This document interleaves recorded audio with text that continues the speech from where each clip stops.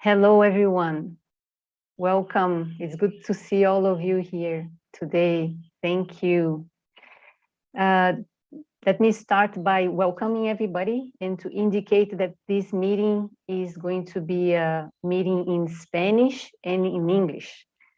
So you should select the language you want to hear this meeting or to follow this meeting in the little circle that's called interpretation on the bottom of your screen in Zoom, and just select whether you want to follow it in English or in Spanish. Buenos días a todos que nos acompañan hoy. Muchas gracias por estar aquí. Quisiera empezar por indicar que esta reunión es una reunión en inglés y en español, entonces pueden seleccionar en un circulito que está abajo de su pantalla, que dice interpretación, y seleccionar el idioma en el cual quieres elegir o seguir esta reunión. And I'm going to ask Ariana to write this message that I just said in the chat box, both in English and in Spanish, for those who are joining us later. So I think I should start with a toast. I'm not going to toast with my bottle of water, but if you are in the evening time, you can toast with wine or coffee, and invite you to toast. I think for everybody who is here and everybody who has been around the Earth Charter event, Earth Charter movements, Earth Charter projects over so many years, and I want to honor everybody who has really been following and contributing, supporting, engaging with the Earth Charter movement over the many years. So today we are here really to celebrate, to commemorate, to pause, and to think about the vision of the Earth Charter. So it's 22 years since the launch of the Earth Charter. That's what brings us together today. And as what happens when we are celebrating our birthday, we take a moment to pause and think about the purpose of our lives, the purpose of what we are doing. I think this is certainly a good moment to pause and reflect on the purpose of the Earth Charter document and the purpose of our movement, as well as the work of ECI, the work of Earth Charter International. What's the purpose and what's the added value that the Earth Charter brings to this movement? I think a bigger, larger movement of social transformation.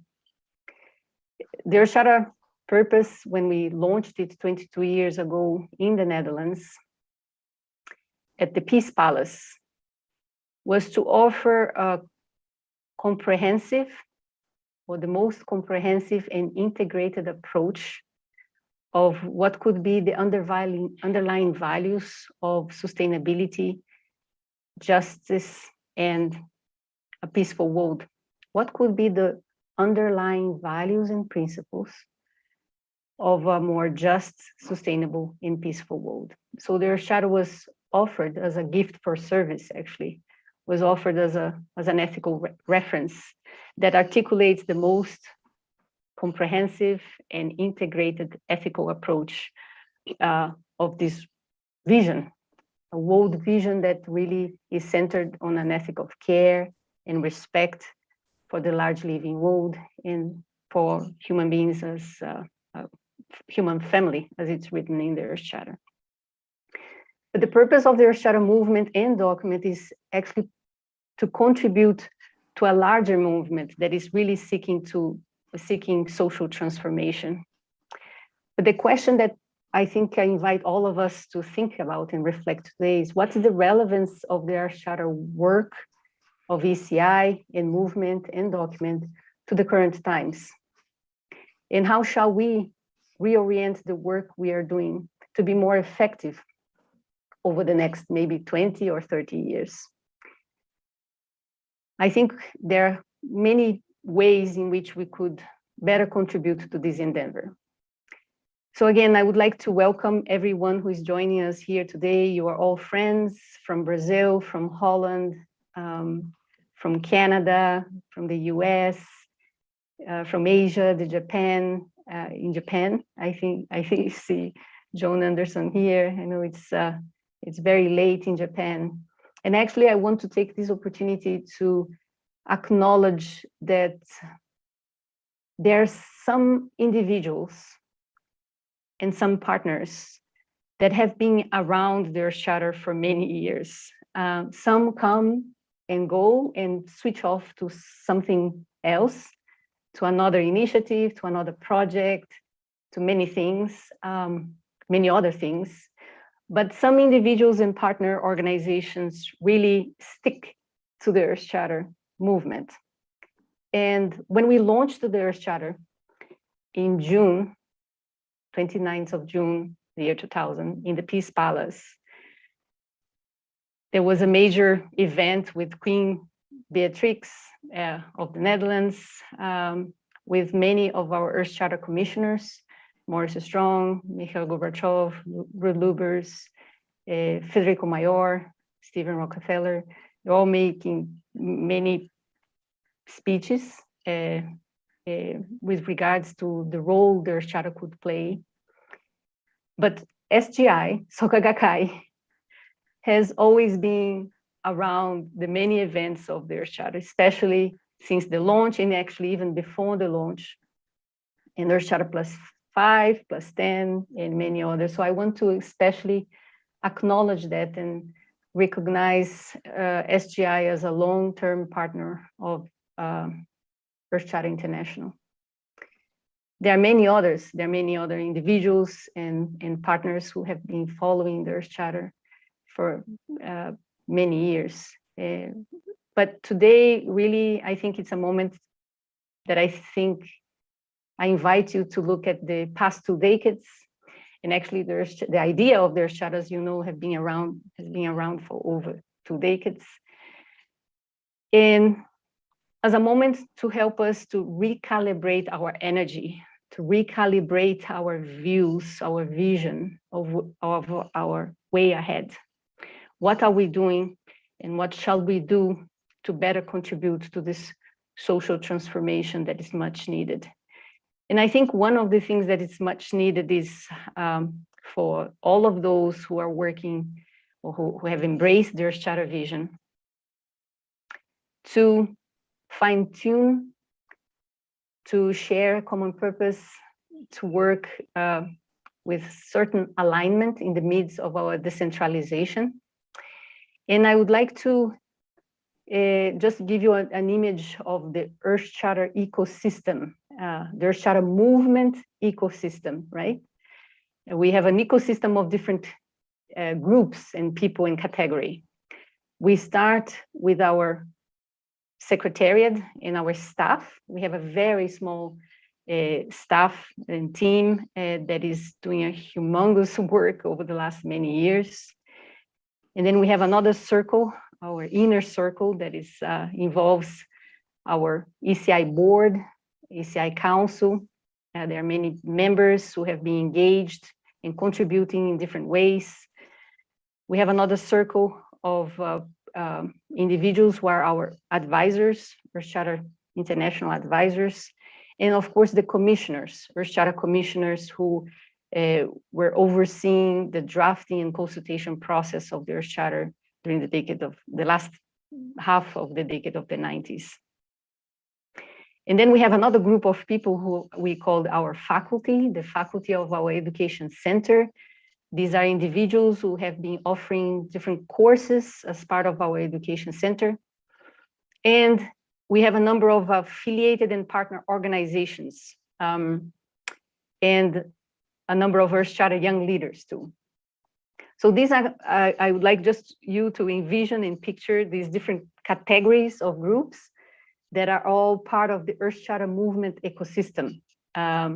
Staff, ECI council, board members, advisors, commissioners, faculties of or people who are offering courses for our education center, our affiliates and partners, young leaders and alumni of our courses. So we have a kind of ecosystem of people who are involved in the Earth Charter movement from all regions of the world. And I just want to make it visible Many of you are here from Brazil, and of course I see here Sofia from Belarus.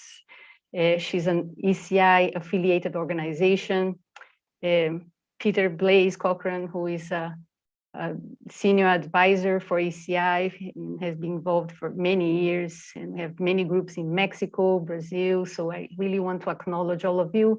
And let me invite you, if you haven't done so, to write down in the chat box, introducing yourself with your name, where you are located, and whether you are an ECI affiliated organization or faculty member, or etc. So that you get to know or have an idea of who is around here. And of course, I want to acknowledge the fact that many people were not necessarily able to join us today.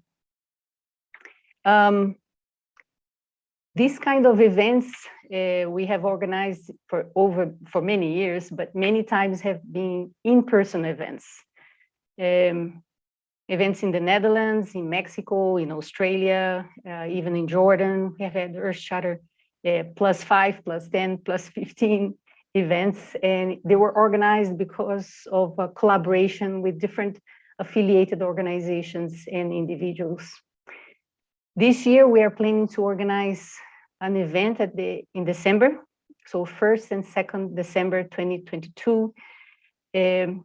We, of course, acknowledge the challenges of COVID, the pandemic, and also the uncertainties regarding the pandemic, but also financial uncertainties. But we have the plan and want to really invite all of you to consider coming and joining us in our December event, 1st and 2nd of December in 2022.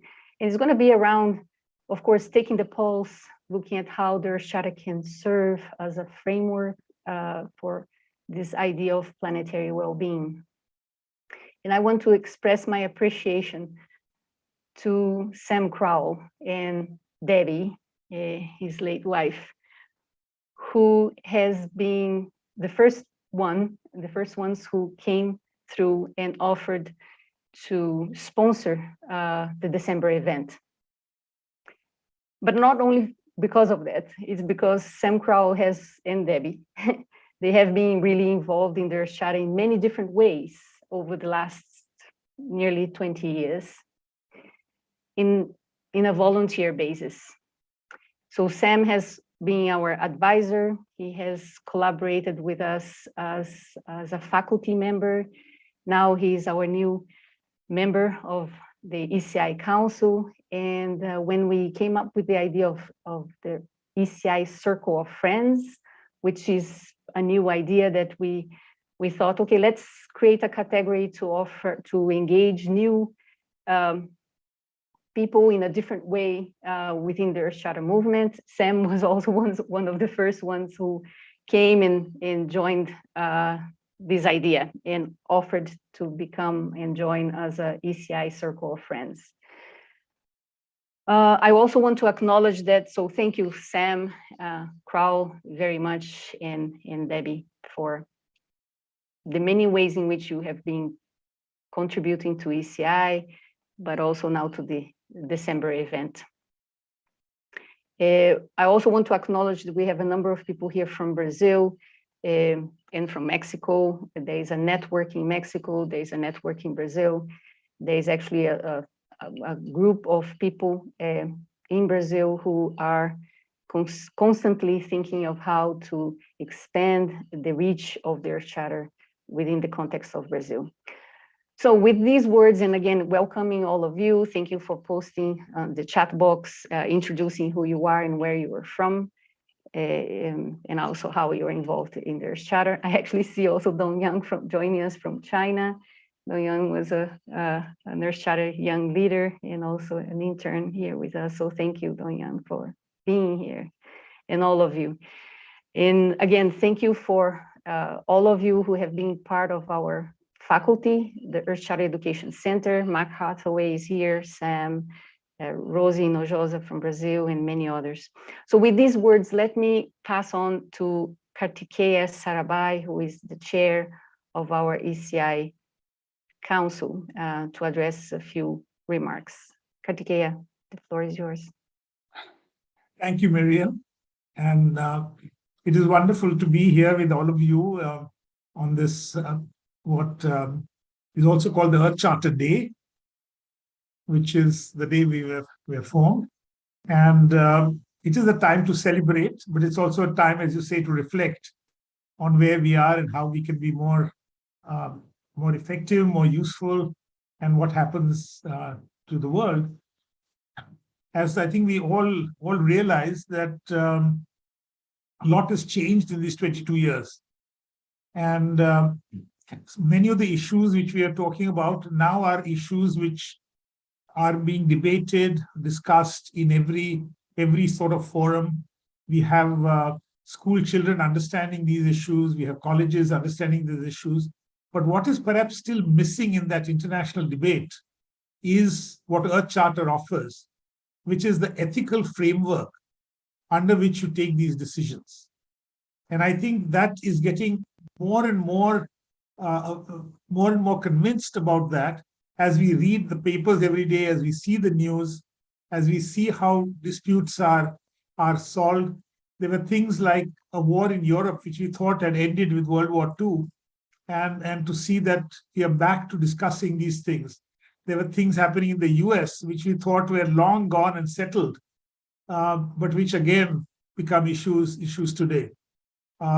With the changing world situation, there are new plans to bring in more coal again, because there might be other shortages. So I think to take anything for granted that we have already reached this stage and we go forward is not what we can do. And I think what people need is something which links everything else and gives us an overall view of how do we live, how do we behave, how do we take decisions.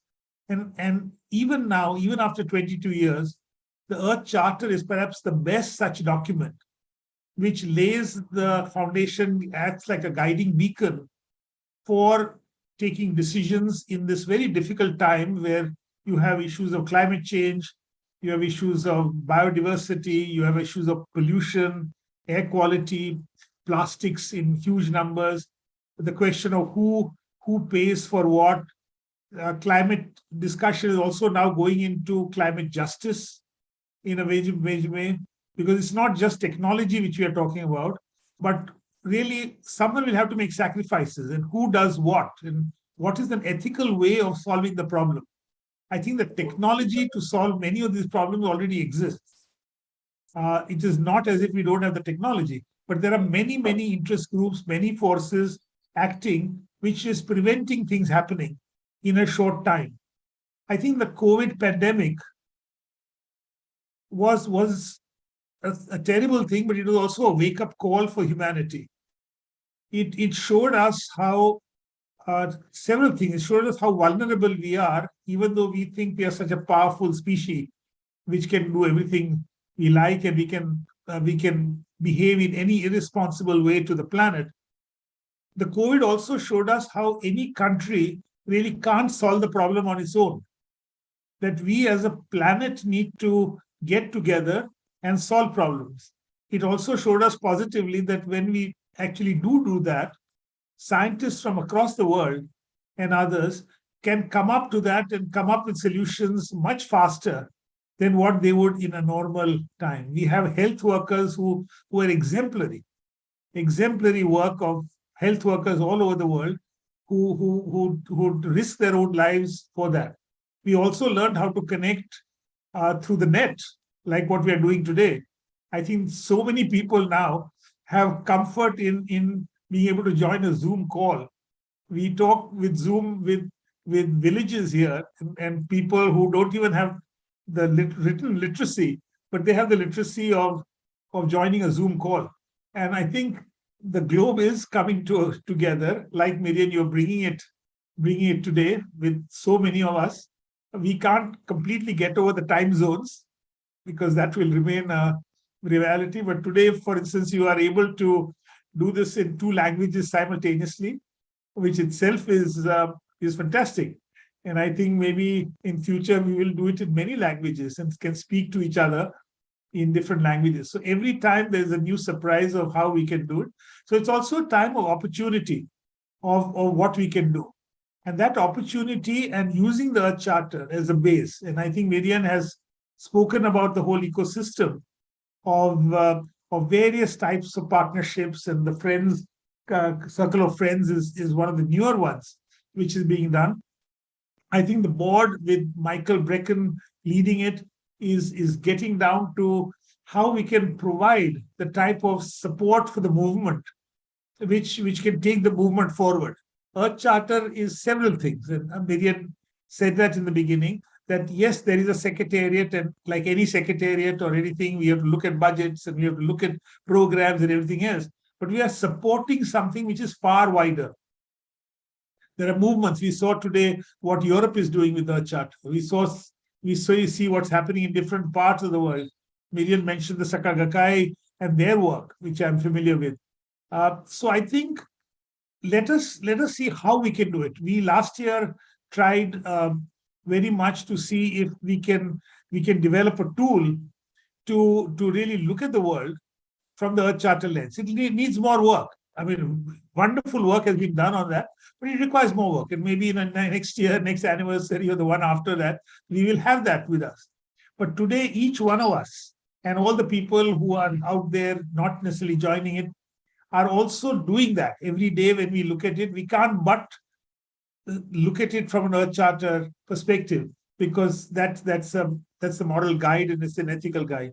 So I think let us today, Miriam, remember that document, but remember that there is a whole lot of responsibility on everyone who has read that and everyone who is connected with this movement to really see that this is imbibed, especially in the younger generation. And I think that the youth being involved, and I think we have made these attempts in the board and in the council and all decision making processes of the Earth Charter to see that younger people join us. I'm certainly not going to say the oldest should not be there because I find myself in that category, but I think that intergenerational discussions and how we can work together is very important. So again, wishing everyone well. Let's hope that the next year we will all put in an extra effort to take the Earth Charter, make it work, make more people understand it, and really help this movement. Thank you, Miriam. Thank you so much, Kartikeya. So Kartikeya is joining us from Ahmedabad in India. He's the founder of CEE, the Center for Environment Education, and many other initiatives and projects in India, but he has been involved in the Earth Charter for many years also. I want to acknowledge the voice of Kamala Chaudhry, who was a member of our Earth Charter Commission and who for almost 10 years was really actively engaged and who influenced significantly the drafting of the Earth Charter, bringing the voice of India, I think, to our consultation process during the drafting of the Earth Charter, but also after that. So thank you, Kartikeya, for your leadership and for, again, always bringing this diversity to our movement. Now, let me invite Michael Bracken, who is joining us from Jacksonville, Florida, and who is now the chair of the ECI board. Michael, the floor is yours. Thank you. You can open your mic. Open your mic.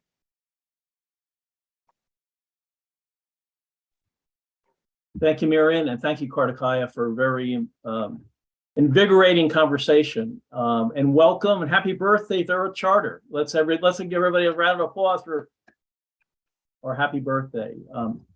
I'd like to spend a few minutes talking about intergenerational collaboration and transforming education.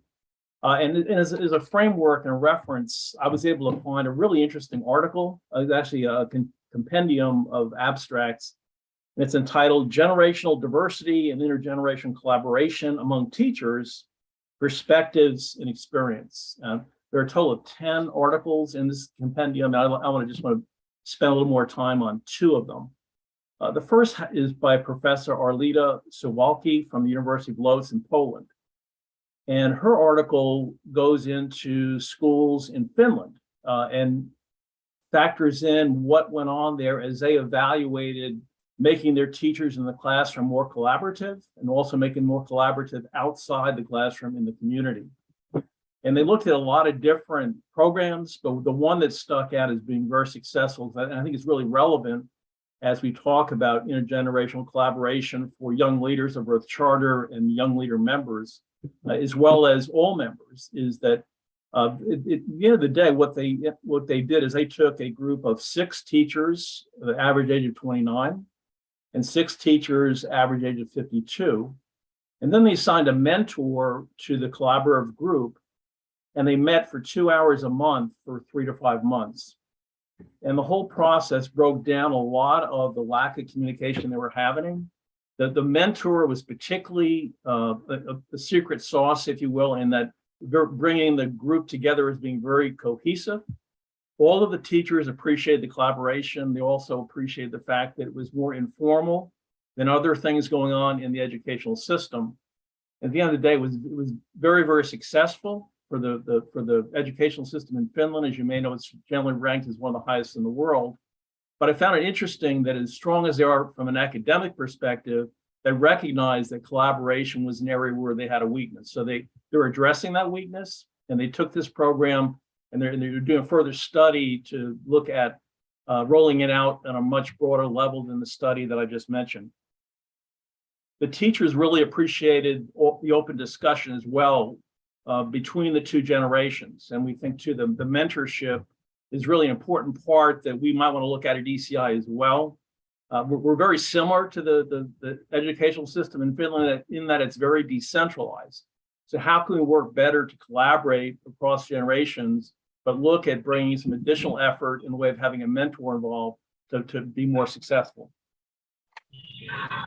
The second article I'd like to talk about, and this really resonated with me from the perspective of the 4 pillars of the Earth Charter.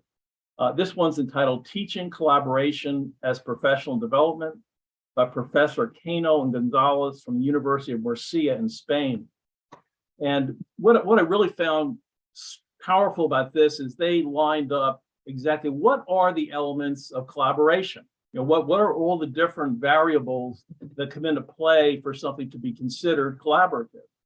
First thing they mentioned was willfulness. In other words, if you're being in a collaborative setting, one of the first things you need to do is recognize it's not something that's dictated, but it's voluntary, and that you have to have a say and the freedom to be involved.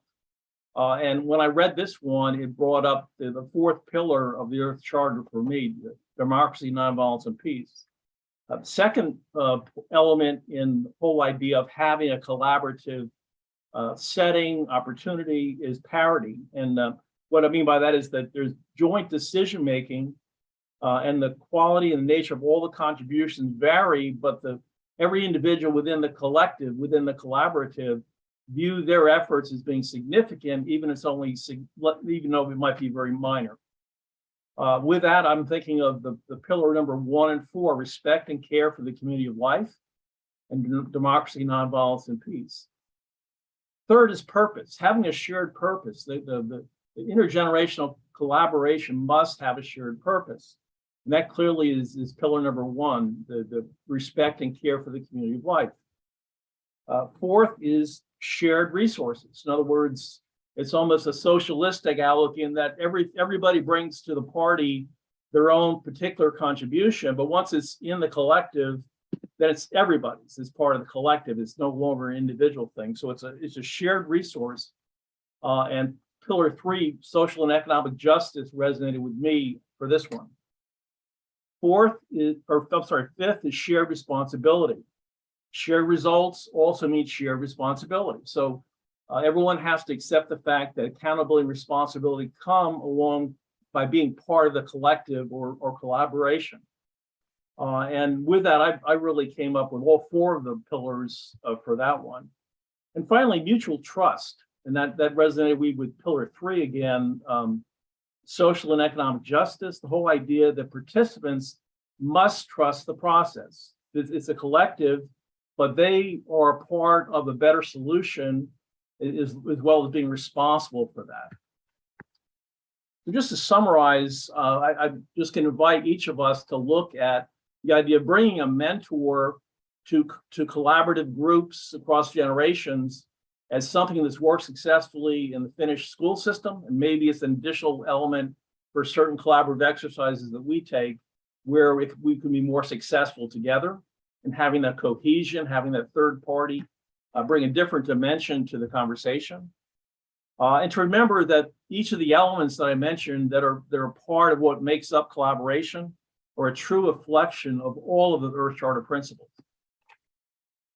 So with that, on this historic day, our 22nd birthday, we'd like to invite each of you to consider deepening your intergenerational relationships and bring more diversity and collaboration into your lives. And with more intergenerational collaboration, we're able to leverage the whole process of turning conscience into action. Thank you. Thank you so much, Michael. Thank you for these words, for helping us to think about collaboration. I would like just to stay with the words shared purpose, shared responsibility, and the need of mutual trust amidst the key principles that you shared with us in terms of how collaboration can take place. Thank you. And I really think that up until now, for over 20 years, the Earth Charter movement is alive because those of us who are joining here do have a shared purpose and responsibility. But I think there is always room for improvement and strengthening this effort. Ahora voy a hablar en español. Agradecer desde luego toda la red de Carta a la Tierra de Iberoamérica, de habla hispana. Y voy a invitar a Mateo Castillo, que es miembro del Consejo Internacional de la Carta a la Tierra y también que coordina la red mexicana de la Carta a la Tierra. Mateo, creo que uno de los propósitos clave de Carta a la Tierra es ser utilizado como un instrumento de incidencia en los procesos de desarrollo de políticas y decisiones. Y creo que ustedes definitivamente son un gran ejemplo que nos trae al movimiento. Mateo, por favor, tome la palabra. Muchísimas gracias. Buenos días a todas y a todos. Les abrazo festejando estos 22 años que hemos estado intentando, tratando y logrando transformar conciencias para lograr acciones que nos permitan, estoy emocionado, que nos permitan lograr que este mundo que estamos viviendo y que sabemos que hay una gran crisis en todo el planeta y quisiéramos que este planeta fuera más justo, más sostenible y pacífico. Quisiera hablarles y desde luego hacer el reconocimiento a la red mexicana de Carta a la Tierra, a todos sus miembros, a todos los representantes de todos los estados de Carta a la Tierra en México, puesto que ellos y ellas han hecho esta labor en la que hemos podido todos dialogar, vernos como una familia, vernos como hermanos y hermanas para lograr este propósito. México no es la excepción de ser un país que se encuentra en una crisis social, económica, ambiental, cultural, política y espiritual. Y todos nosotros, los miembros de esta red, estamos trabajando intensamente. Por eso, a partir de la reunión, de la última reunión presencial que tuvimos en el 2019 en Morelia, Michoacán, se identificó precisamente la necesidad de contar con metodologías que coadyuvaran a cumplir con la misión encomendada a la red mexicana de promover, difundir y lograr un cambio en la sociedad, inspirados precisamente en este marco ético que la Carta de la Tierra nos está proporcionando. Mateo, solo déjame solicitar si puedes cambiar la manera que presentas el PowerPoint para que se vea toda la pantalla. No está en modo presentación. Ok, Y sigas. había olvidado eso. Así, ya, listo. Gracias. Gracias. Entonces, esto para nosotros implica un gran reto, pues la red estaba en plena expansión y la complejidad sistémica y de comunicación crecían a cada momento. Nos estábamos rebasando y entonces necesitábamos a su vez replantearnos de forma crítica cómo fortalecer a la red, a sus miembros, a la vez que construir la necesidad de construir puentes de entendimiento y metodologías que facilitaran nuestra actuación y logro de propósitos. A finales entonces del 2019 e inicios del 2020, iniciamos una gran campaña de sensibilización hacia el interior de la red, hacia los miembros, las y los miembros, y mediante el esfuerzo y participación colectiva, pues logramos identificar los grandes retos que debía afrontar y superar nuestra organización como Red Mexicana de Carta de la Tierra. Sus causas raíz y el camino a seguir, apoyados en la planeación estratégica iniciada de manera brillante con nuestro hermano que ya nos dejó, Leodán Portes, que él nos ayudó en este inicio y que la pandemia se lo llevó y que nos permitió aclarar el camino y la ruta a seguir, trabajando de manera incansable junto con Leodán en plena crisis sanitaria por la pandemia del COVID-19, pues nos sorprendió su inesperada partida en septiembre del 2020 y pues a Leodán le debemos este ejemplo de coraje, compromiso y entrega como legado para nuestra red. Con la sinergia entonces generada y el trabajo en marcha, continuamos el esfuerzo colectivo, ahora facilitado por María Elena Mesta, otra miembro y punto focal del Distrito Federal de la Ciudad de México, quien con su experiencia y entrega hemos logrado avanzar de manera significativa hasta lo siguiente. Entonces, quisiera yo, aquí estoy, decirles y compartirles cuál es nuestra visión como red de Carta de la Tierra.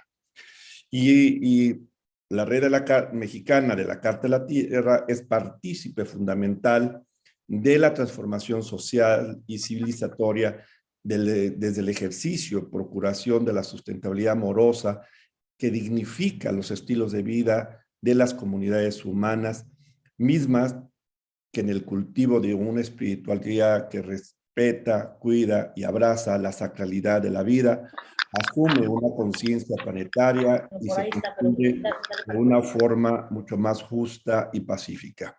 Desde luego que nuestra misión, pues somos una red ciudadana comprometida con la transformación de la conciencia en acción para el cuidado de la comunidad de la vida, que promueve el diálogo incluyente de saberes, inspirado precisamente en este marco ético de la Carta de la Tierra para la sustentabilidad amorosa. Bueno, nuestro ejercicio de planeación estratégico, el objetivo general, sin duda alguna, que es la sustentabilidad del desarrollo en nuestro país, en México, pero tenemos objetivos específicos que estamos atendiendo ahora. El primero, que los actores sociales se apropien de la Carta de la Tierra. Queremos que todos los miembros de la red se apropien de la Carta de la Tierra. El segundo objetivo, que las autoridades y sociedad civil participen de manera comprometida y corresponsable precisamente en la construcción de políticas de sustentabilidad en México, utilizando la Carta de la Tierra como un instrumento ético. Y en esto hemos hecho una labor muy interesante porque hemos incidido en los congresos estatales, en las cámaras de diputados, para que se apruebe un punto de acuerdo y que este punto de acuerdo reconozcan a la Carta de la Tierra como un instrumento ético para la toma de decisiones, como un código de conducta y también como un instrumento para la educación.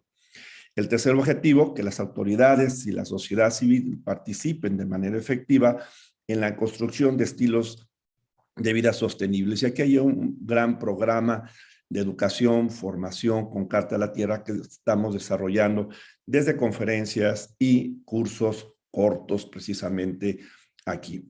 Y bueno, el cuarto objetivo, pues que la red mexicana de la Carta de la Tierra se consolide como un actor social líder en sustentabilidad con la capacidad de poder incidir en la toma de decisiones de este país.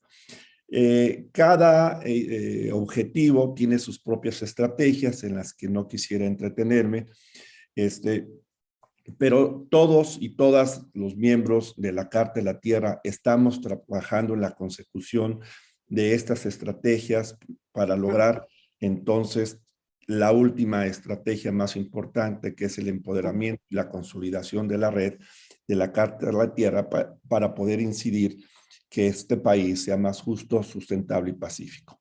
Entonces, la Carta de la Tierra en México emprende un proceso dirigido precisamente con base a un sistema de planeación y gestión basado en los objetivos para el desarrollo sustentable.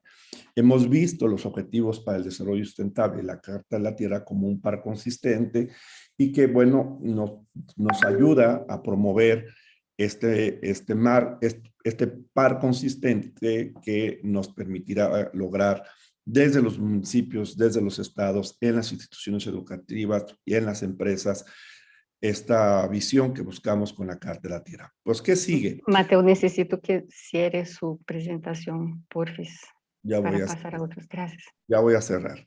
Entonces, ¿qué sigue? Pues el proceso dirigido de cambio, y esto nos va precisamente a la planeación operativa. Hemos creado un proceso para analizar la Constitución mexicana y la Carta de la Tierra. Hemos logrado articular un curso para atender con responsabilidad la pandemia y diseñamos un documento desde la Carta de la Tierra. Hemos logrado lanzar un manifiesto ciudadano por el desarrollo sustentable para México y finalmente, pues, sembremos intenciones para nosotros y el mundo que contenga la visión más ambiciosa de la que deseamos capaces. Hoy, precisamente, tendremos un seminario, el bienestar planetario ante los retos de otras humanidades y reflexiones. Pues muchísimas gracias. Muchas gracias, Mateo. Qué bueno que poder escucharte en español con traducción y conocer los grandes esfuerzos que se hacen con Carta de la Tierra en México y también reconocer la red mexicana en la cual tiene un punto focal de Carta de la Tierra en cada estado de México. Son 32 o 34 estados en México y en cada estado tiene un punto focal de Carta de la Tierra que son muy activos y bien coordinados entre ustedes, así que muchas gracias. Ahora quisiera pasar el momento para hablar de jóvenes. Tenemos una red de jóvenes de Carta a la Tierra que queremos que ustedes conozcan y vamos a empezar por mostrar quiénes son. Así que pido a Ariana que comparta el video. Gracias.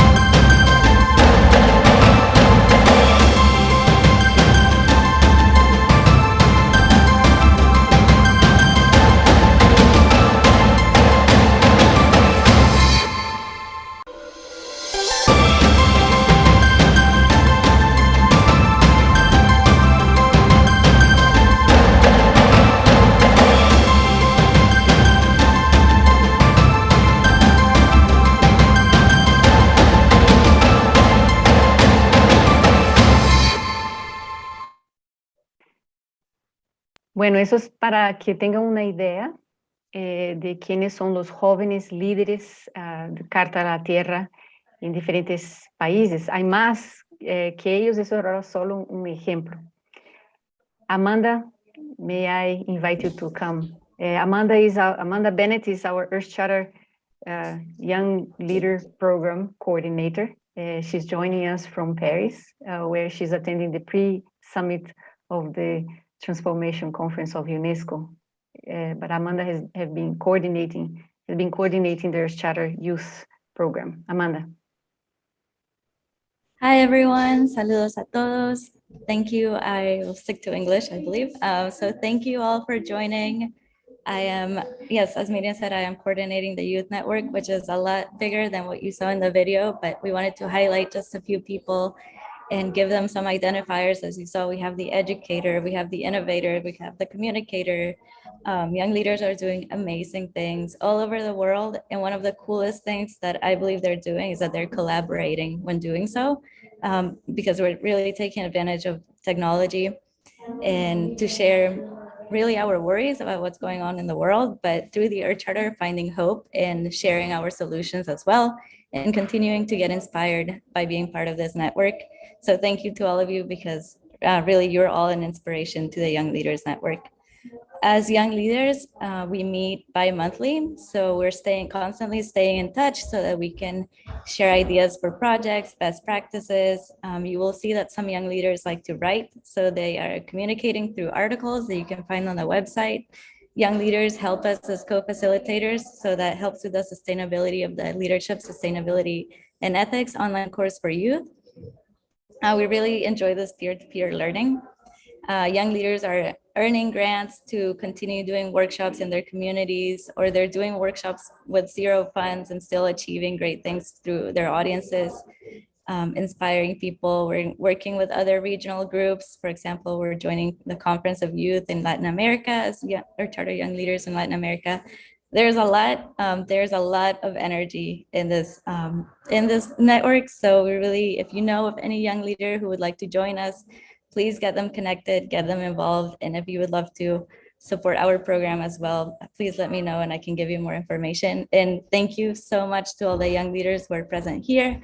Some of them are present in the Netherlands. Some of them are working on their own Earth Charter celebrations. So I'm really happy that I have been able to meet them and that they have been able to get to know all of us, because we're also breaking down those walls within the Earth Charter movement. Young leaders are part of this. We're not in a little box isolated. So I also want to encourage collaboration, not just among youth, but this intergenerational dialogue as well, and collaboration. So really turning conscience into action within this larger network, this family that we have. So anyway, thank you. And please let me know if you have any questions about the youth network. Thank you, Amanda. Thank you so much for coordinating the Earthshatter Young Leaders Program and Network, and for all young leaders who have been involved in us. I just want to emphasize what you said, that we have been really willing to invite ECI affiliates and partners, the senior ones, to create bridges with Earthshatter Young Leaders. We have 4 more examples of how the Earthshatter has been used in different contexts. So I just ask you to wait and see, because our purpose was really to offer this as a space to get to know a few examples of how the Earthshatter is being used. Now I would like to invite Tami Kobashiwakawa, who is joining us from the Instituto Soca Amazônia in Brazil. Tami. Good morning, good afternoon, or evening, everyone, depending on where you are right now. First of all, on behalf of Soca Institute, I'd like to express our deepest appreciation for the opportunity to introduce our initiatives and congratulate Earth Charter International for its 22 years. Okay, so the Soca Institute was founded in the 90s as one of the greatest humanistic endeavor of Mr. Daisaku Ikeda around the world. It operates based on the Brazilian legislation, adopting the Earth Charter, the Sustainable Development Goals, and the principles of the SDI Peace Proposal, a document with Mr. Siqueira's main thoughts on many topics, including the environment, climate change, and issues shared annually with authorities, including the United Nations. The initiatives of the SOCA Institutes are linked to three main focal areas: support to academic research, projects of natural conservation, and environmental education. We work in partnership with higher education and research institutions, supporting undergraduates, masters, and doctoral students. We welcome students and teachers to our natural reserve, a 60 hectares forest, where they develop different research subjects, such as forest conservation, education in protected areas, and the Amazon soil. In our understanding of nature conservation, planting trees is very important, but it's not everything. We plant them in great number, not just for the sake of planting, but the approach of the trees are planted, always with a purpose to give meaning to our many projects subordinated to very well-defined goals. One of case of success is the project Seeds of Life, in which each child born in Manaus, at first only at the Moura Tapajós maternity, a tree is planted. So when the parents get the baby's birth certificate, they also receive a planting certificate with the tree's location in the child's name. This strategy has proven to be efficient and has great potential to raise awareness. Currently, one of our main projects under progress is the Life Memorial, that is planting a tree for each life lost in Brazil by the coronavirus pandemic. And we consider that sowing is successful when there is a shared commitment among the parties, directly impacting individuals and their community. Through the experience of planting a tree, we aim to raise awareness to the interrelatedness between individual and the environment. All of our environmental education projects are developed with the motto, planting seeds of a new environmental awareness in everyone's heart. Our environmental education initiatives are focused on projects for students, for teachers and school staff, and the general public. For students, our main programs, the Environmental Academy, started in 2017. This project aims to bring students from Manaus public schools to experience a field class on environmental education. In 2020 and 2021, due to the COVID-19 pandemic, the Online Environment Academy was born as an alternative where we created videos regarding environmental education to give support for teachers in their classes. Throughout these years, we have strengthened partnership with several institutions that believe in the transforming potential of the initiatives undertaken by the Institute. For example, our partners companies offer financial support to our projects in terms of students commuting and our seedling production, and their employees can experience tangible actions, such as planting. The results of these initiatives is shared among companies as sustainable actions. It's also worth mentioning our anonymous supporters who, through their donations, maintain our initiatives. Due to our work with entrepreneurship that operates in the states of Amazonas, the SOCA Institute became a signatory of the United Nations Global Compact. And the beginning of this year, we became the hub SDGs Amazonas, aiming to bring the concepts of sustainability to these organizations, and thus strengthen the network of private environmental support. To conclude my presentation, SOCA Gakkai International, Earth Charter, and SOCA Institutes have launched a new edition of the exhibition Seeds of Hope and Action, Making the SDGs a Reality, and the virtual version is available in Portuguese, English, and Spanish. Thank you very much. Thank you so much, Tami. Thank you for being here, and thank you for the Instituto SOCA Amazonia for the wonderful work you are doing. And I would like to invite or ask Ariana to share here the link of the Seeds of Hope exhibition. And I'm very happy to see that people can access the Seeds of Hope, the new version of the Seeds of Hope exhibition in digital form. that is now available in English, Spanish, and Portuguese. And again, thank you, SGI, for the collaboration on this exhibition over the years. Now let me turn back to the US with Tatiana Rebel. She's the director of youth programming at Earthshatter, Indiana. So I would like to also to mention that the Earthshatter, Indiana is the result of an effort that started over 20 years ago by Jan Roberts that had a vision to promote local Earthshatter communities with local Earthshatter summits in different places in the US. So I'm very happy to see that Earthshatter Indiana continues to do that. So the floor is yours, Tatiana. Thank you for being here. Thank you so much. As was said, my name is Tatiana Rebel. I use they, them pronouns or anything said with respect. And I would like to acknowledge the Miami, Delaware, Potawatomi, and the Shawnee people who are ancestral lands that we are upon, and acknowledge the fact that I have actually been using the colonizer name, as well as to acknowledge the fact that a lot of people that we work with as well as serve on this land are here due to forced migration because of the transatlantic slave trade. I want to keep this kind of short to honor everyone's time. I'm kind of very excited to explain the work that we do at Earthshatter, Indiana. A lot of our stuff is youth focused. And I know in this space and in many spaces, youth is a term that could be any number, right? We work a lot with youth ranging from the ages of 8 to 24. We take an intergenerational approach to our work moving forward. I'm gonna just kind of highlight 3 of the many programs that we have and hope that if you all have a moment to check out our website that is not fully up to date as I wish it would, but as you know, sometimes the work takes over the website updates.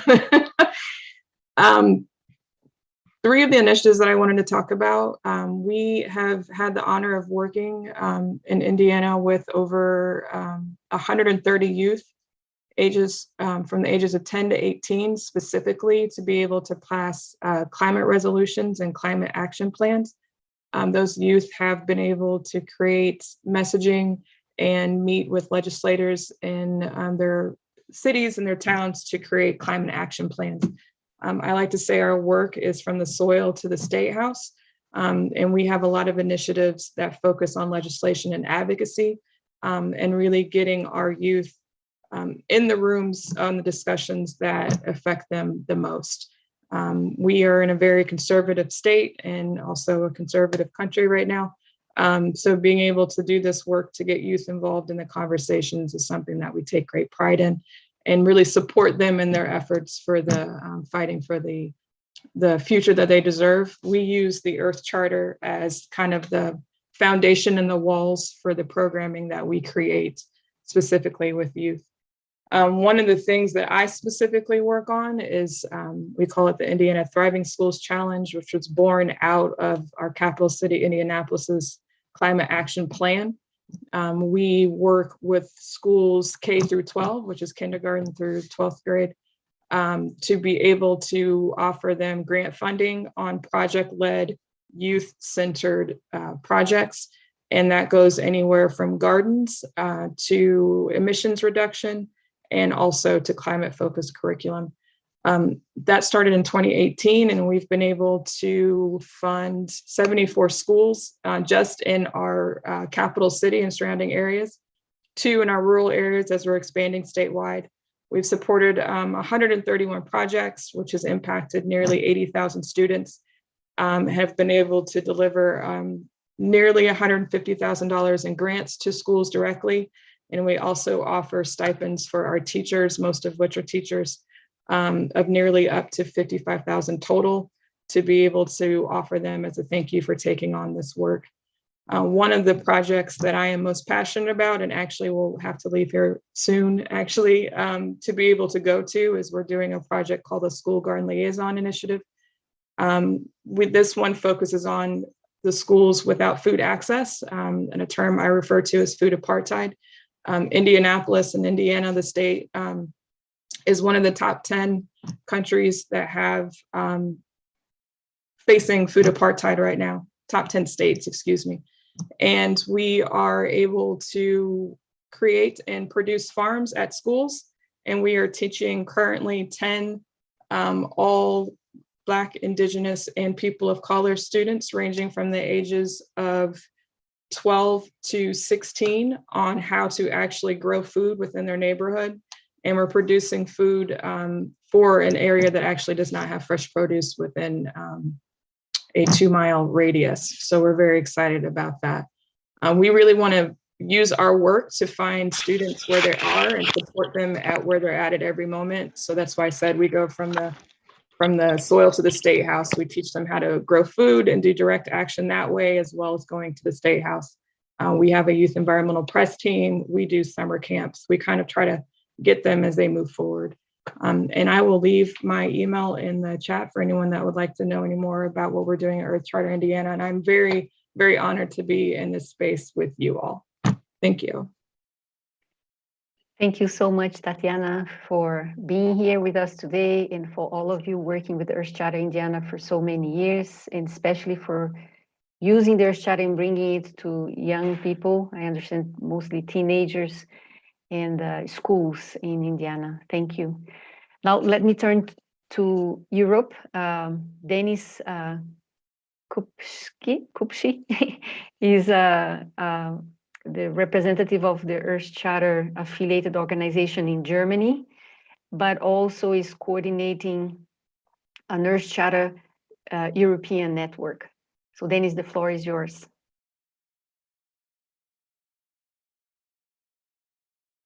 Actually very curious to see there's so much work that is being done there. And I also want to mention that there are several people together in Holland because there is a special Earth Charter event in Holland. So many Earth Charter European network members are together in Holland.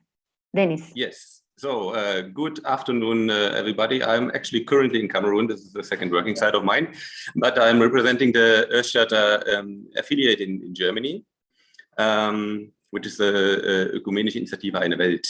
Ecumenic Initiative One World. So it's a One World organization with more than 45 years of activities, which adapted the Earth Charter in its work 22 years ago.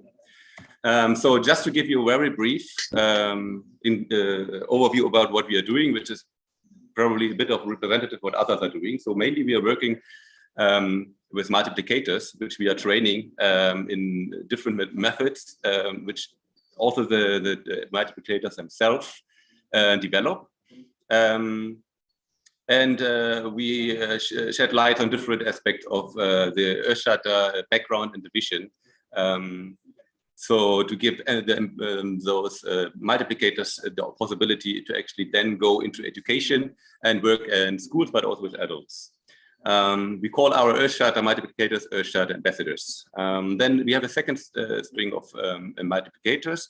We are focusing part of our work in theater education. So using theater methods to shed light on sustainability issues using the Earth Charter pillars and principles in those courses. So all these multiplicators, which we train since more than 15 years now, and there are more than 200 there already in Germany trained, get empowered, supported, networked. So we get most of our project funding to work with those multiplicators, which are then taking action for the Earth Charter in Germany. So just to give a brief portfolio of like activities those multiplicators are doing, it's mainly workshops with adults and youth. Then one specific one is One World Call. So we link groups in the global south to groups in Germany. At the moment, there's a lot of going on in Cameroon because it's a second working site of mine. They do presentations and talks, demonstrations out on the street, information stands. And they include the Earth Charter in celebrations, like often summer fairs or the Earth Charter Day now. They use it. So then we also work at schools. So our approach is actually to integrate the Earth Charter into like the full system approach, as a full system approach into the school. So that means we work on different levels on the curriculum. There are schools which have Earthcharta already in Germany as school subject. Then also we included into all the other subjects of the school is part of their curriculum. Then we have schools that are using the Earthcharta as the main topic for their project weeks. They create working groups. We have some methods which are focusing on school, on working with school classes, which is some simulation games based on the Earthcharta to learn the pillars of the Earthcharta and the principles, and theater groups often. So, and then of course also like we also support schools like including integrating the Earthcharta in the school routine, into their general communication, also school festivals and decoration. And then our structures are, like in Germany, we already have 3 cities which actually signed the Earthcharta, so they call themselves Earthcharta cities. It's actually Munich is one of them. Our hope is that now, more than 15 years after the Munich signed, that we get them back on the line, also integrating the Earthcharta into their work, in particularly politics. However, there is also the city of Warburg, which is very active and using the Earthcharta a lot also for public relations. We have many regional groups in Germany distributed all over the place. We have houses which we usually work in, which integrated the Earthcharta into all of their activities and into their working general daily work. Yeah, we are embedded through Earthcharta International and some international partners we're using.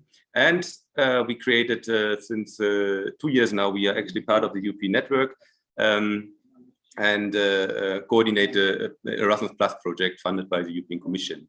So, which I'm coming in the next slide. So our general work is like we used to do public relations, mainly with our print and digital magazine initiative, where half of it is only on the Earthcharta always. We have websites, of course, social media. We do not do too much in political campaigning because it's the multiplicators doing it themselves.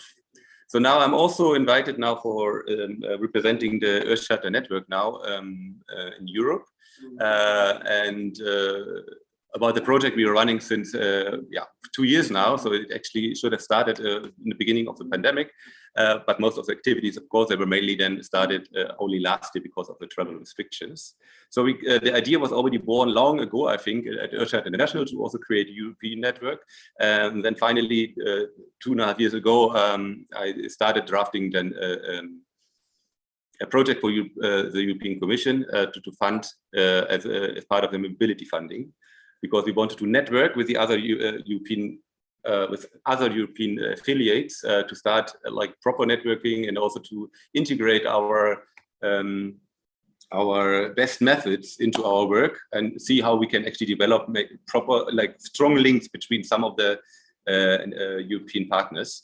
So we created that project called Networking of European Education Initiatives dedicated to global sustainability. So it's mainly based on education of sustainable development, which we always think global.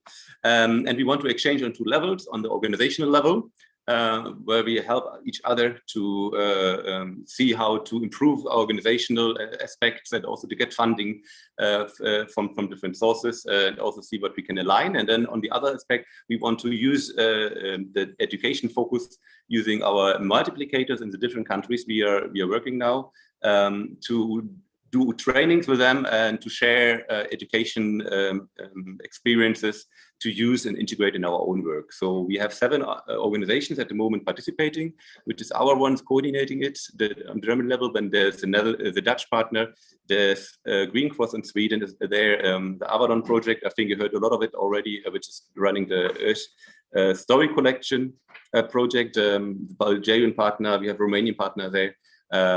We have the friends from Romania. I think Anka was also present today.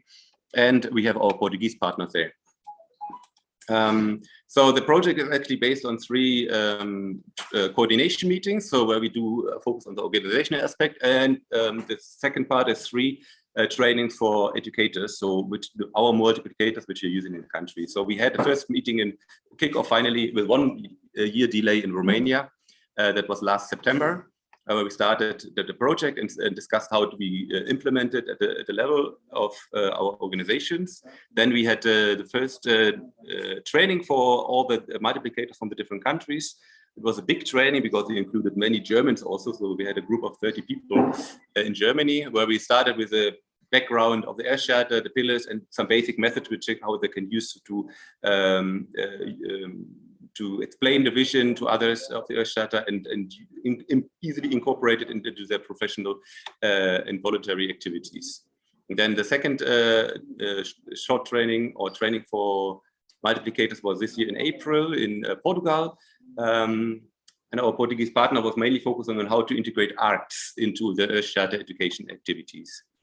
Then we had just 1.5 months ago, we had our next coordination meeting in Bulgaria, where we discussed mainly on how to disseminate our activities and how to evaluate the project for further project submissions. So the upcoming activities are now, it's just at the moment is one activity in the Netherlands. So our Dutch partner is actually now hosting a training. So today they're celebrating the Earth Charter Day together, but the days around they still do educators training. In September, we will close in Sweden this project and do the final evaluation.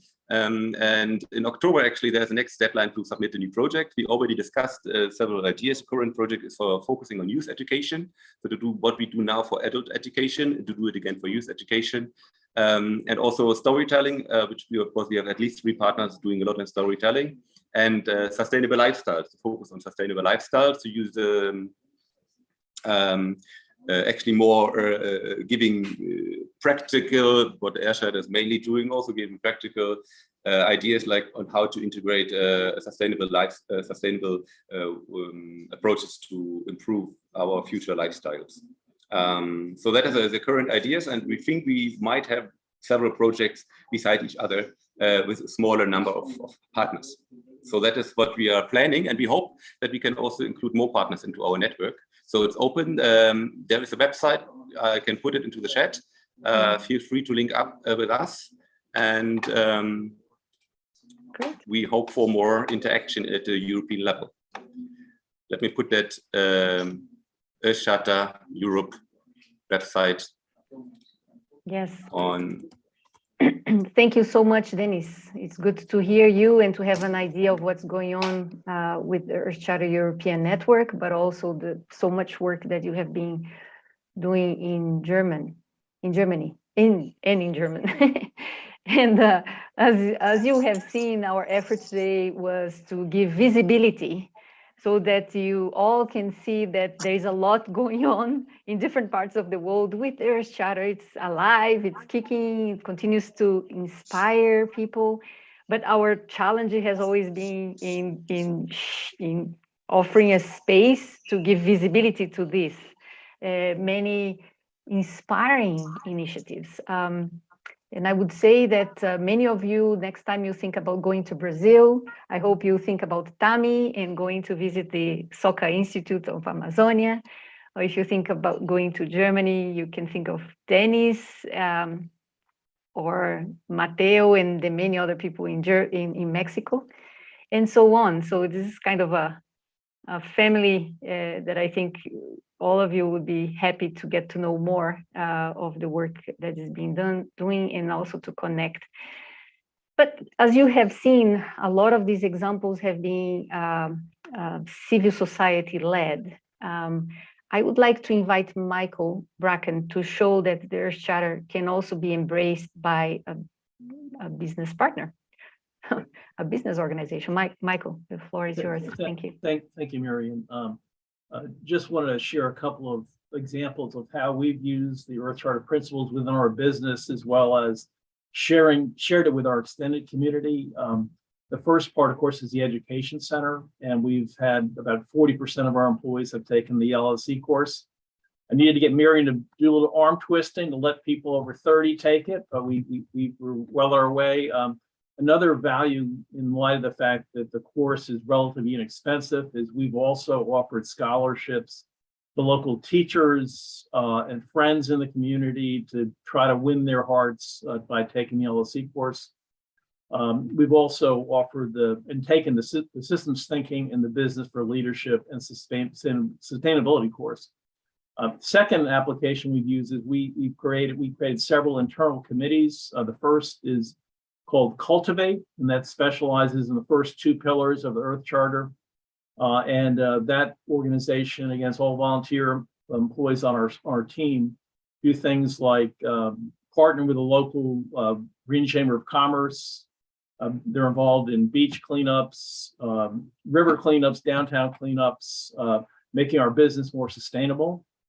Second committee is MedCom Outreach, and we do things like offer scholarships to refugees to take public speaking classes, to provide financial literacy for Title I primary school, to instruct students at a local high school on the U.S. Constitution.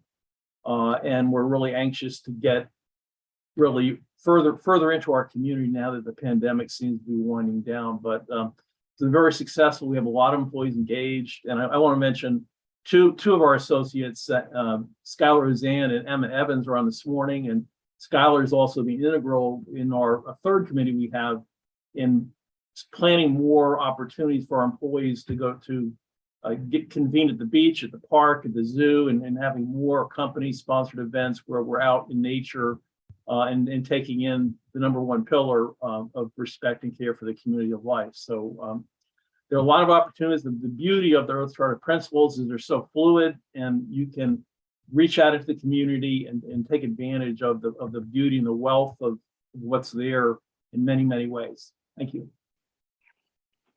Thank you very much, Michael, and thank you for bringing the voice of the business sector and to show us that it's possible also to incorporate the Earth Charter in that realm or that context. So as you have seen, our effort here was to offer you an opportunity to have an overview of various ways in which the Earth Charter can be used, but also in different cultural contexts and also different sectoral contexts, I would say. And this is just a glimpse of what actually happens in the Earth Charter movement. Now, let me turn to the last part of our event today.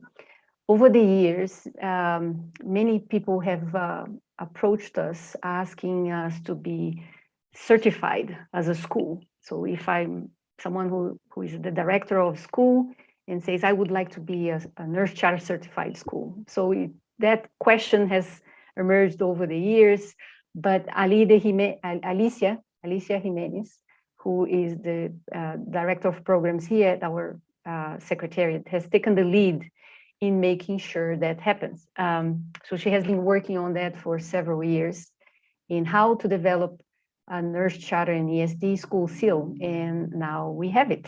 So Alicia, the floor is yours to share what's going on with the Earth Charter school seal. Hello. So today is certainly a special day because we are giving the recognition as Earth Charter and ESD, Education for Sustainable Development School, a certification to 3 schools who have completed the process to obtain this seal. This certification in the form of a quality seal. So we are excited about this. Since last year, we've been sharing information about this seal with you, and we will post here in the chat box, and we'll share as well publicly this information, which is already in our website. And soon we'll organize more public events around it. But for the meantime, you can.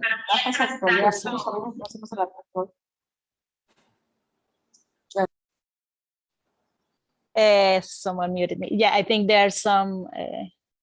Okay, good. I think if you can hear me, good. Thank you. So yes. So now, because of time, I invite you to see this short video so you can get a gist of what is the Earth Charter and ESD school seal and who are the certified schools.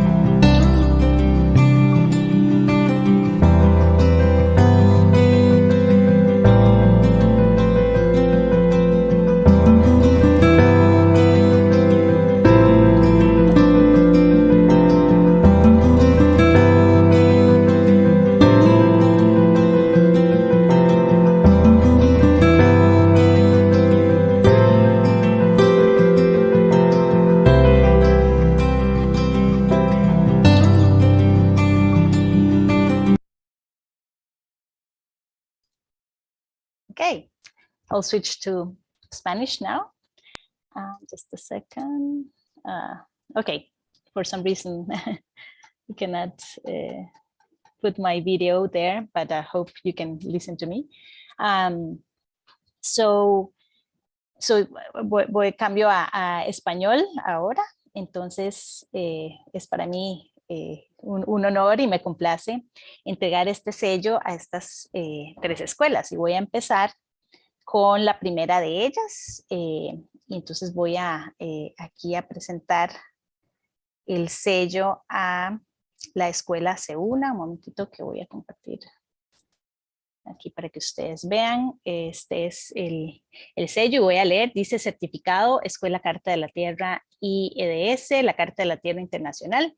Se complace en otorgar este sello a Centro Educativo C1 en Costa Rica y le felicita por haber obtenido el nivel avanzado. Entonces está aquí la señora Carla Aguilar Vargas, que es la directora académica del C1. Entonces me gustaría llamar para que en un minutito, Carla, si estás por ahí, puedes abrir tu micrófono. Podrías compartir en breve lo que ha significado este sello para ustedes, así en un minuto. Buenos días, Carla. Buenos días a todos.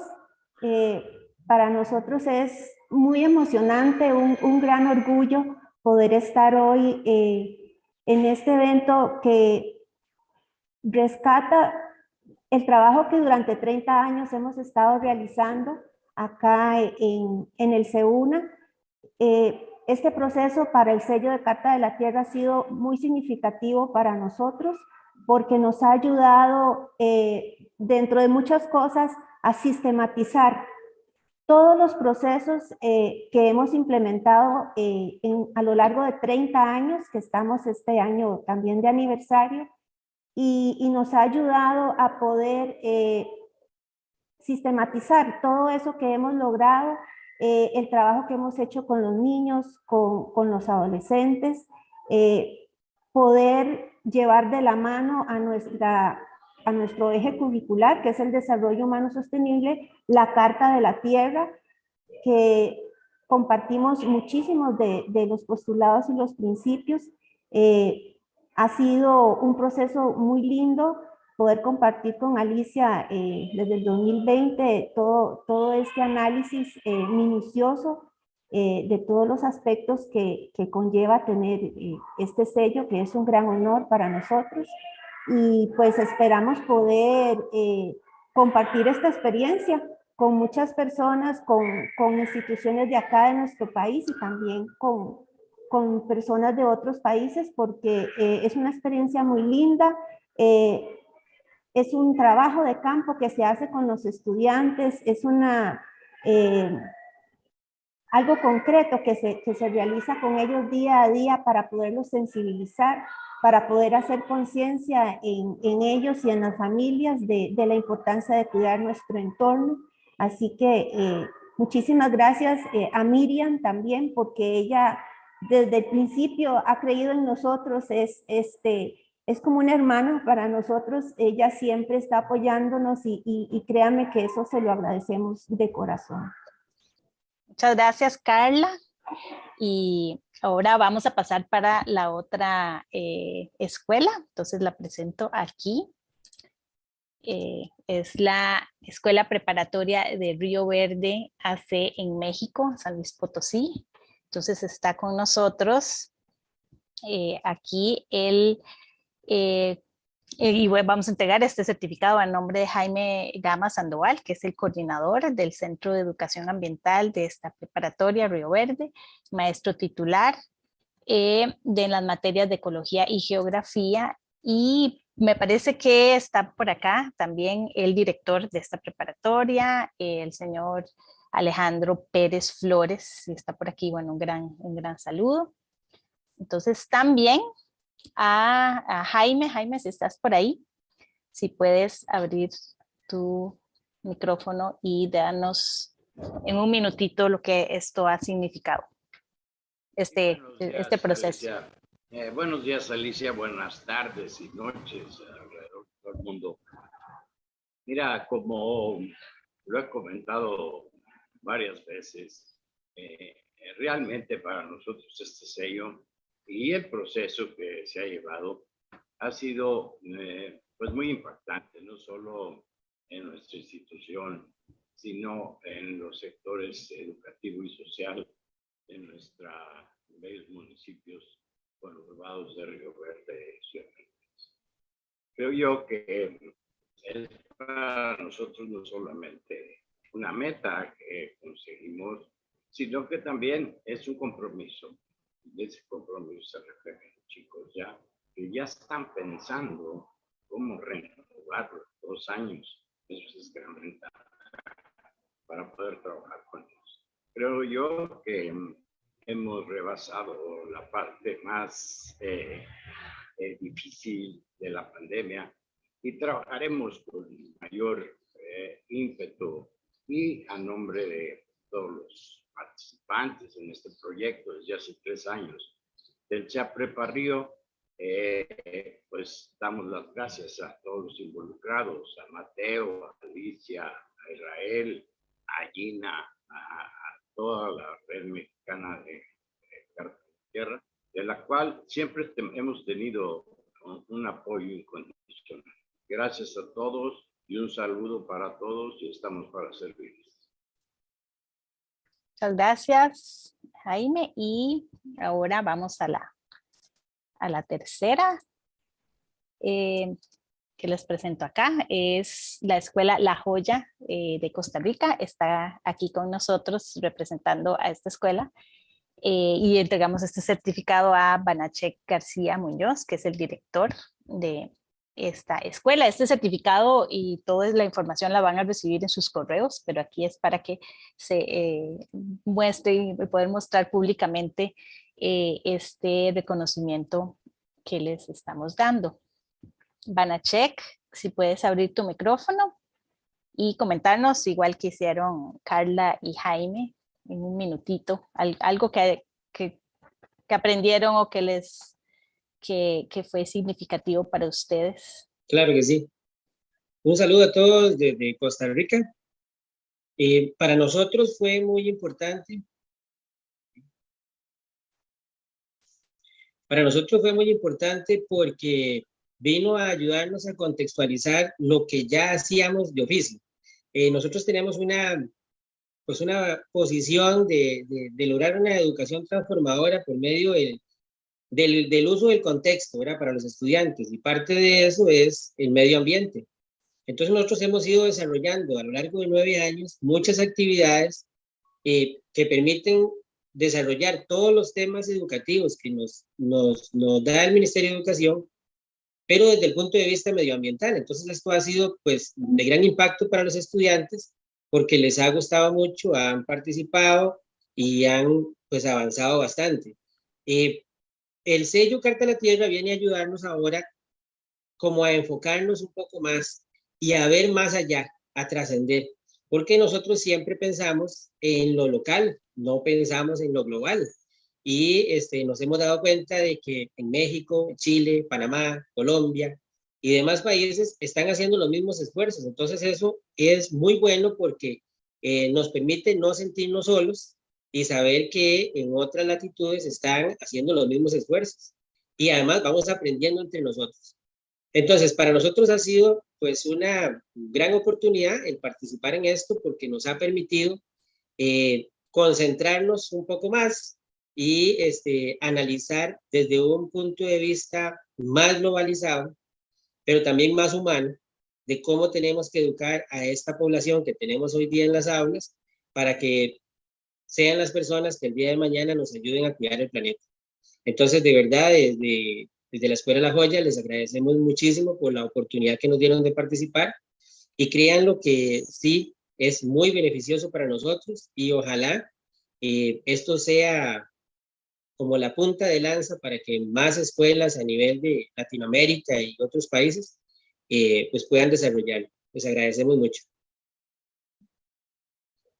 Bueno, muchísimas gracias a a ustedes por iniciar este proceso con nosotros y esperamos que muchas escuelas más puedan unirse a esta red de escuelas Carta de la Tierra y EDS, entonces tendrán ahí toda la información y pues esperamos seguir creciendo esto y que sea especialmente este sello una herramienta de aprendizaje y de mejora hacia esa visión de sustentabilidad que es expresada en la Carta de la Tierra. Muchas gracias.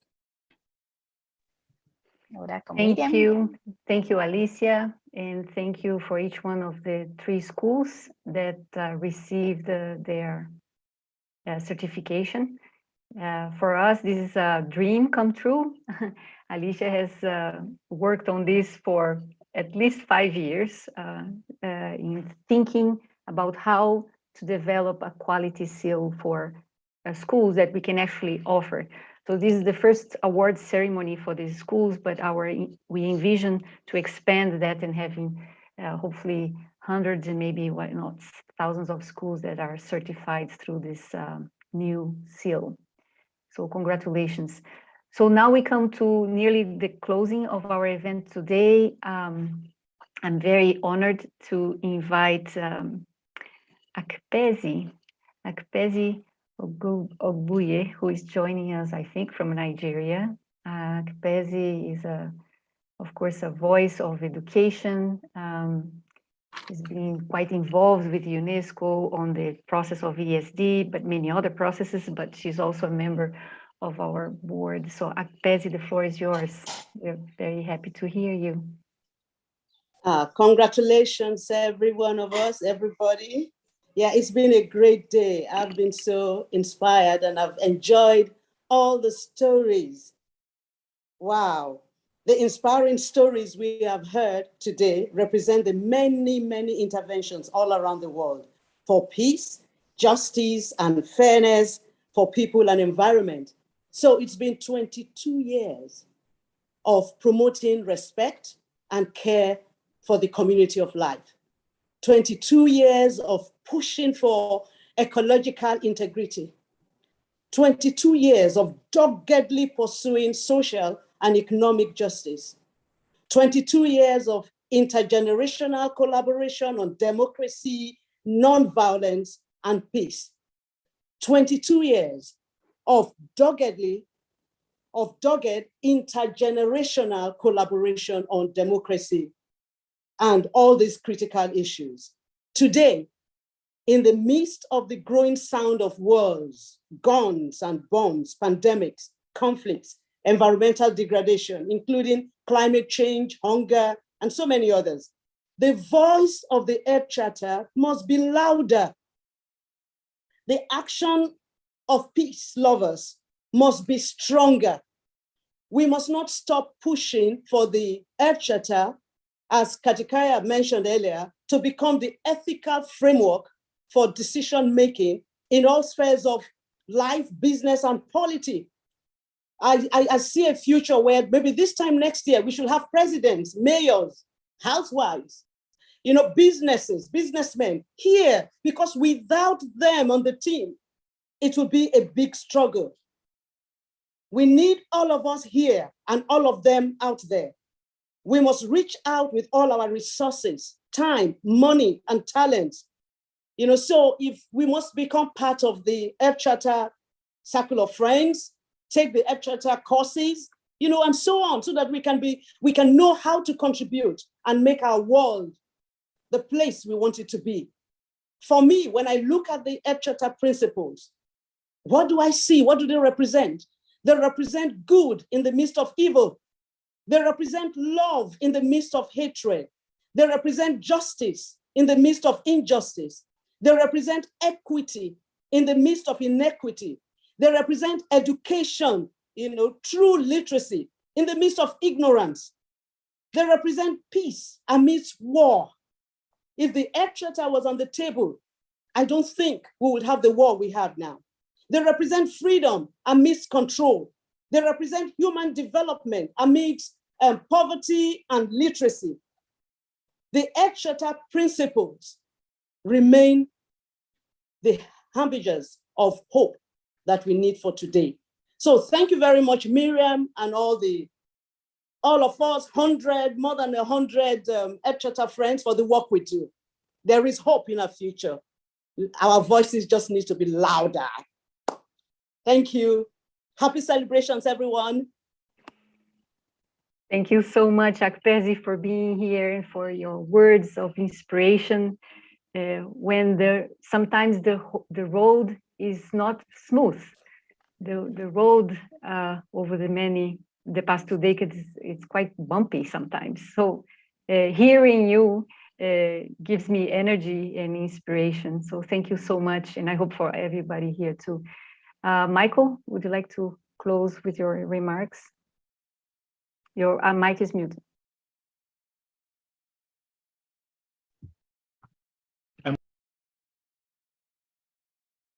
Muted.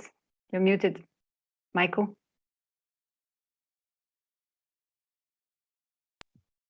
I want to thank Akpezi for turning up the temperature. We need the motivation. Thank you. I'm just going to share words that I wrote down as we have had many of these discussions today.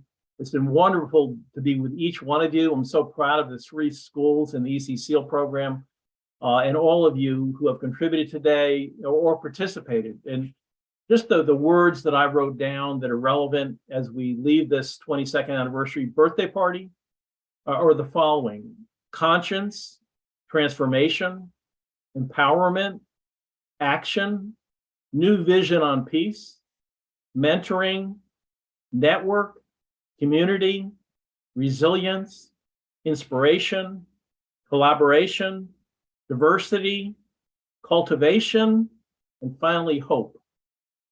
So let's leave with hope, as Akpezi suggests, that we need to just turn up the heat, we need to turn up the volume and press for a more just, sustainable, and peaceful world. Thank you.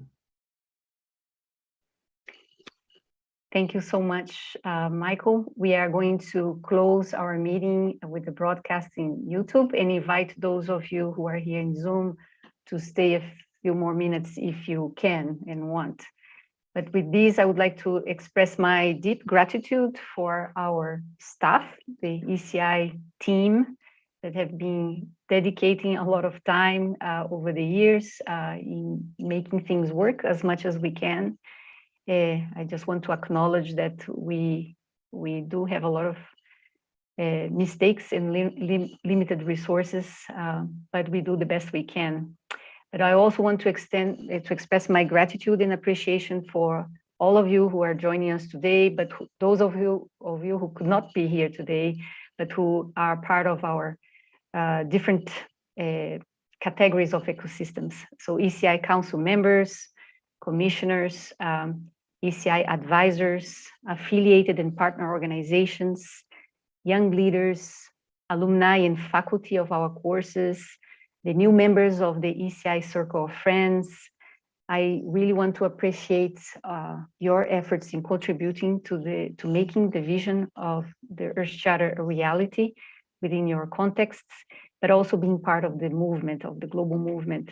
And I want you to know that what you do matters to us and to the large living world, I would say. And let's just carry forward this vision that is articulated in the Earth Charter of a more just, sustainable and peaceful future, but with this ethic of care and respect for the large living world. With this, I want to maybe highlight that we are having this December event that you're all invited to come to Costa Rica or join any of our master classes and courses. As you know, we have a master class once every month. You are invited to join, or also our new ECI Circle of Friends. Thank you everyone for joining us today. So we can close the YouTube. And now I'm going to, okay, just, Thank you, Marian. yeah, thank you everyone. So Thank I'm you gonna, for your great work. I'm going to,